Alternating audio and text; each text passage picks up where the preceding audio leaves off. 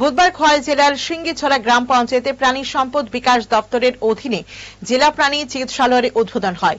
নাবার্ড প্রকল্পে 1.18 কোটি টাকা ব্যয়ে নির্মিত এই হাসপাতালটির উদ্বোধন করেন দপ্তরের মন্ত্রী সুধাংশু দাস।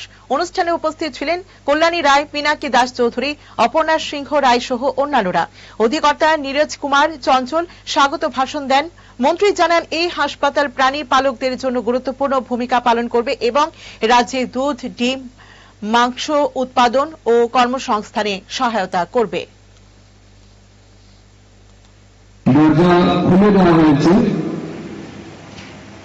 কাল থেকে এটা ডিস্ট্রিক্ট হসপিটাল হিসাবে কাজ করবে এবং আমি মনে করি এই হাসপাতালের মাধ্যমে অত্র এলাকার যারা প্রাণী পালক আছে, যারা কৃষক আছে, তাদের প্রাণীদের চিকিৎসা পরিষেবা প্রদানের ক্ষেত্রে এই হাসপাতাল একটা গুরুত্বপূর্ণ ভূমিকা পালন করবে।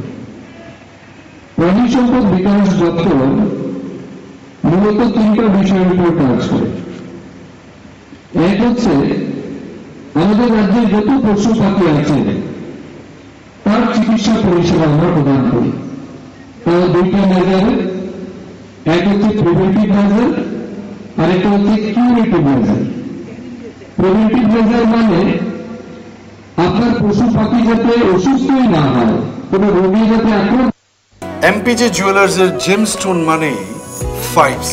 তার মানে আপনি যখনই এমপিজে থেকে জেমস্টোনস কিনতে যাবেন, আপনি পাবেন অ্যাকুরেট কালার, সূক্ষ্ম কাট, অসামান্য ক্ল্যারিটি, সঠিক ক্যারেট, আর পাবেন এমপিজে জুয়েলার্সের ক্রেডিবিলিটি। এমপিজে গ্রহরত্নের বিশ্বস্ত ঠিকানা।